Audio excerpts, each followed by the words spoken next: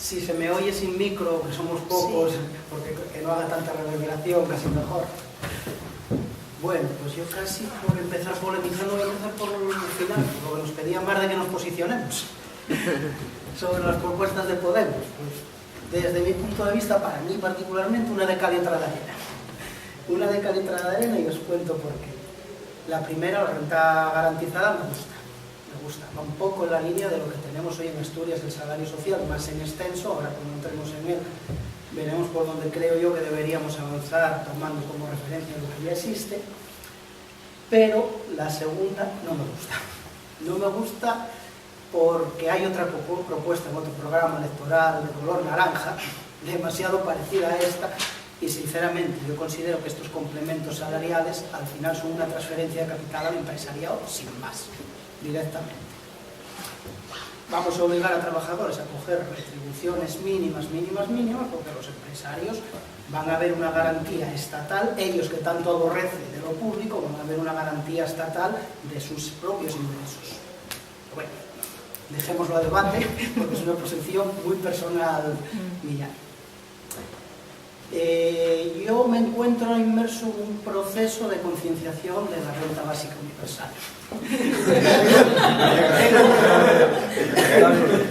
Tengo a Vero haciéndome mucho hincapié por todos los medios posibles, personales y electrónicos, porque yo llevo muchos años en esta administración, 20 años largos ya trabajando en esto de las rentas mínimas, y viví casi la puesta en marcha del ingreso mínimo de inserción, plenamente el diseño y puesta en marcha del salario social y el tránsito entre uno y otro. Y os confieso que me costó trabajo ya asumir de entrada el salario social, pero lo sabré bien porque ya esta discusión la tuvimos. Hoy lo defiendo incluso en contra de mis superiores en la consejería en algunos aspectos. Por centrar un poco, claro, ahora en campaña electoral hay como un boom de concienciación de las rentas básicas en casi todos los partidos. Porque estuve analizando todos los programas, el azul no contempla nada, pero el resto todo el mundo contempla. Aquí vamos desde el año 90, con programas de rentas mínimas, que han tenido una evolución. En 1990 hubo un decreto de ayudas de emergencia que contemplaba unas ayudas específicas de carácter de garantía de mínimos, pero vinculadas a la realización de actividades. Tengamos más edad, Vero y quien pueda estar más relacionado. No por la edad, por eso digo, los que teníamos más edad, aparte de Vero y gente que trabaja en servicios sociales, quizás hayan oído hablar del decreto ASEN.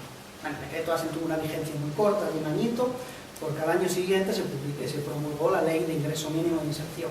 Fue un avance en su momento, porque a partir de no tener nada a tener una renta mínima, un avance que venía de los aires de Europa. Europa tomó conciencia, después de la crisis del petróleo de los años 70 y lo que costó la recuperación en los 80, a principios de los 90, de la necesidad de garantizar unos ingresos mínimos, más que nada porque tenemos que ser conscientes de que tenemos un paro estructural que puede ser flotante, pero siempre va a tener un margen de población desatendida si no montamos algún sistema protector.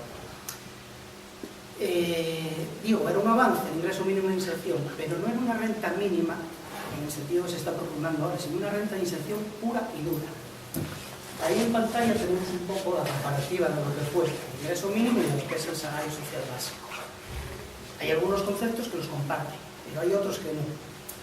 La subsidiariedad de recursos, que enlaza con la propuesta de Podemos de renta básica garantizada. Complementariedad y subsidiariedad de los recursos propios.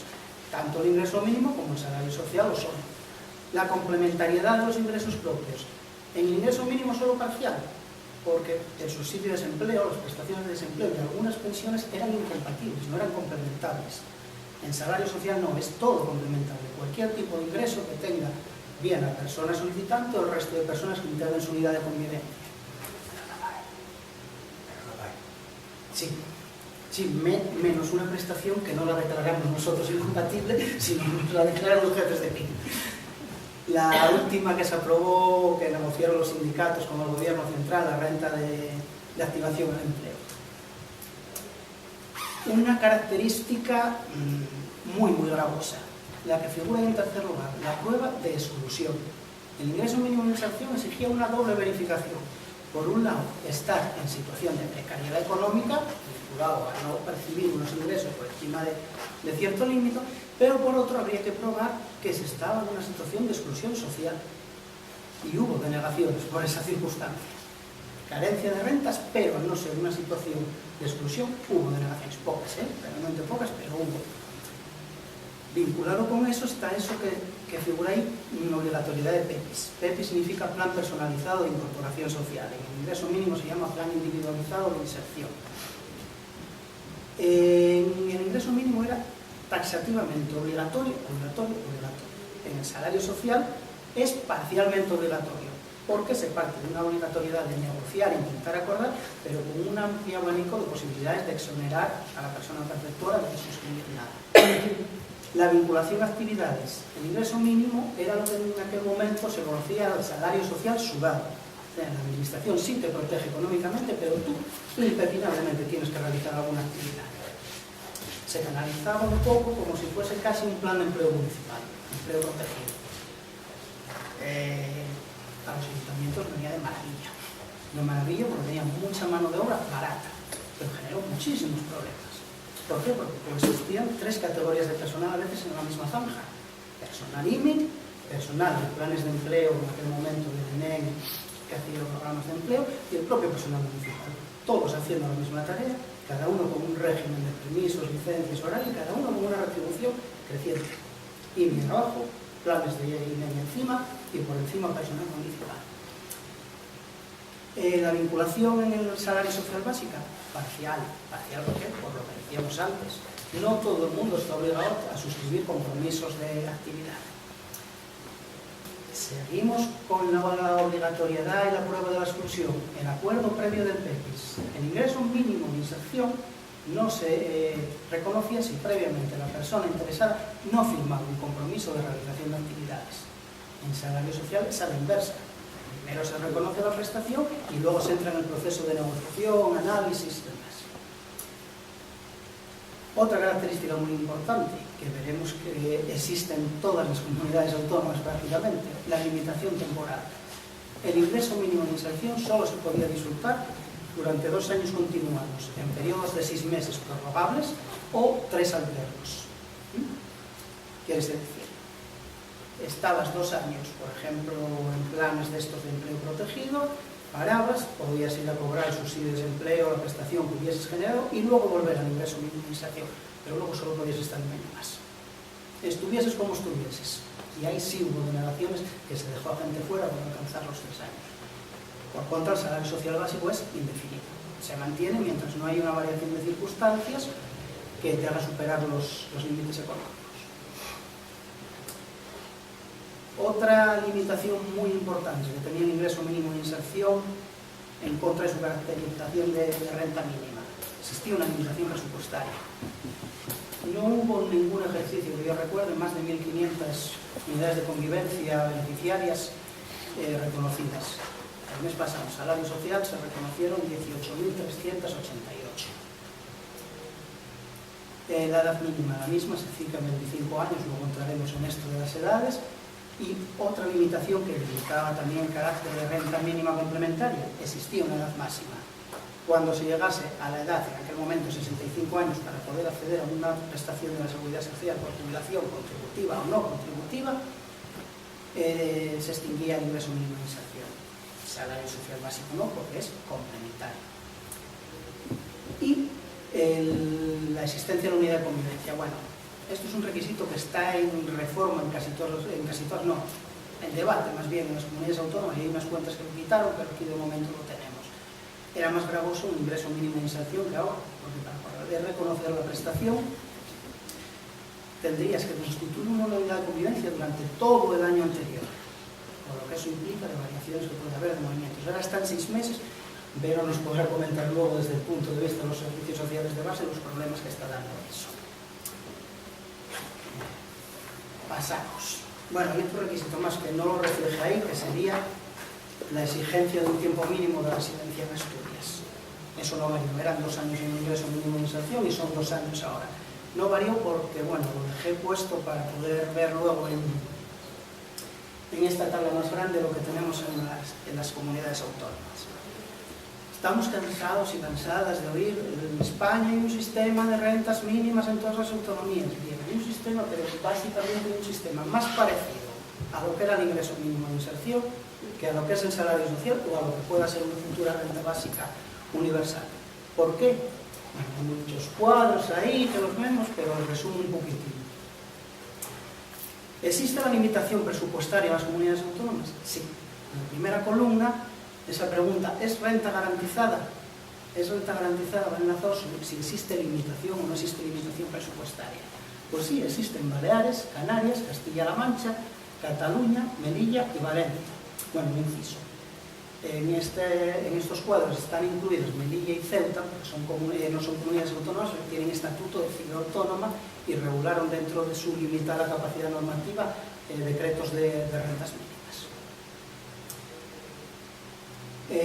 Bueno, cuantías hay una amplia variedad ahí.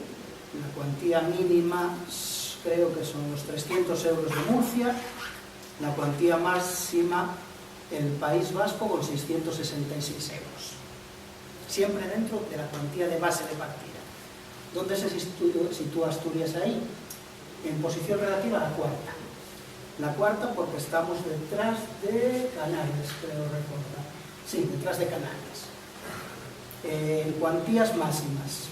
Cuantías máximas son esa mínima más la adición de complementos por integrantes de la unidad de convivencia que está recogido en todas las rentas autonómicas.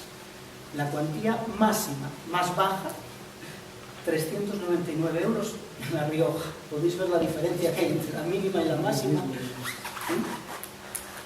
¿Por dónde parten? Y la más alta en Navarra, con 962 euros. Asturias vuelve a estar la cuarta en este caso, por detrás de Baleares. Cuando luego se cae, como decir que Asturias estamos los terceros en cuantías. Estamos los cuartos por arriba, estamos los cuartos por abajo, pero los tramos intermedios estamos los terceros. En cuanto a los requisitos, limitación presupuestaria, ya vimos que las tienen unas cuantas además, no una ni dos, unas cuantas. Limitaciones temporales, todas tienen, menos Asturias, Castilla y León y Madrid. Bueno, así al pronto decimos, estás diciéndome que Asturias se caracteriza más como una renta básica, como indefinido y tal, estos dos también. Sí, pero vamos a ver ahora que no. Porque existen limitaciones por alcanzar la edad máxima hasta 65 años, sí, y otras cuantas también. Y curiosamente, estas dos tienen limitación de edad. Con lo que aunque sean indefinidas, son indefinidas parcialmente. O sea, todo aquel que tenga derecho a una pensión a los 65 años se extingue la renta básica y no se complementa. Limitación por edad tienen Cantabria, Castilla y León, Ceuta, Galicia, Madrid, Melilla y La Rioja. O sea, no son pocas. En el tema de la edad, fue un requisito común en todas las rentas, en todos los sistemas de rentas, establecer los 25 años. Yo llevo muchos años preguntando por qué los 25. Y hace unos cuantos alguien, que era responsable de la consejería en aquel entonces, me dijo, no lo sé, yo creo que era porque esa edad se acaba la universidad. La población que accede a la renta mínima toda hasta la universidad. Pero bueno, yo me posiciono, abogo por bajar a los 18 años. ¿Hay alguna comunidad que haya bajado la edad? Sí. Aragón ya la bajó a 18. Cantabria la iba a bajar a 18 y al final se cortaron y la bajaron a 23. Supongo que por adaptación a los grados de Bolonia, porque si no, no entiendo. Y el País Vasco también la iba a bajar a 18, pero fue cuando esta vuelta de tuerca que apretaban los requisitos de acceso y también se quedaron en los 23. La constitución de una unidad económica de convivencia. Aquí además tenemos un nombre rimbombante, Unidad Económica de Convivencia Independiente. Nadie la llama así, todos decimos UECI, por simplificar. Posición personal. Quitaría ese requisito porque, también nos lo podrá comentar Vero más profundamente luego, está generando verdaderos dramas de acceso a la prestación. ¿Por qué? Porque hay mucha movilidad, mucho alquiler que no se puede sostener, que te tienes que ir de casa, que tienes que cambiar con quién convives, rupturas matrimoniales, bueno, son bien interpretativas lo estamos hablando, pero hay muchos casos que se pueden quedar fuera por un requisito que no te garantiza nada, porque la valoración de la económica no se mira hacia atrás, se mira desde el día de la solicitud a los recursos que potencialmente puedas tener hacia adelante. Luego exigir que hayas estado conviviendo con una persona, cuando la determinación de la cuantía y los requisitos los vas a hacer a posteriori, yo sinceramente lo veo sin sentido. De hecho, ya antes avanzaba que hay comunidades autónomas que lo están quitando. Y también, por suerte, en este caso a la inversa, son unas cuantas. Aragón, Canarias, Cantabria, Castilla y León, Extremadura, Galicia, Murcia, Navarra y Valencia. El tiempo de residencia. ¿Por qué se fijaron tiempos de residencia? El efecto peyorativo llamada. Si no ponemos un tiempo a venir todo el mundo, bueno, puede ser cierto, pero se puede modular. Estamos hablando de vivir sin recursos durante un tiempo. Aquí tenemos establecidos 24 meses, 2 años. Era el requisito general. El requisito general en todas las comunidades autónomas. Fueron variando. Curiosamente aquí se produjo un efecto a la baja y al alza. Cuando el gobierno central en 2012 apretó todas las prestaciones sociales, algunas comunidades autónomas también apretaron su renta mínima. ¿Quiénes lo bajaron? Pues bajaron a 12 meses de residencia Andalucía, Aragón, Cantabria, Castilla y León, Ceuta, Extremadura, Madrid y La Rioja. Y fueron más allá Baleares y Galicia. A la inversa. ¿Quiénes incrementaron? Canarias, Melilla y País Vasco. Por cierto, el País Vasco, referente en boca de todo el mundo como paradigma de la renta básica, estamos viendo que está empezando a flojear en requisitos. Canarias, Melilla y País Vasco subieron a 36 meses, 3 años de residencia en la comunidad. Y Murcia, el gran ejemplo de buena gestión del PP en los años de bonanza, 5 años de residencia para poder acceder a una renta de emergencia. Para que reflexionemos. A nivel de cuantías, ¿cómo nos situamos? Bueno, hay mucha variedad también. Antes ya las cité.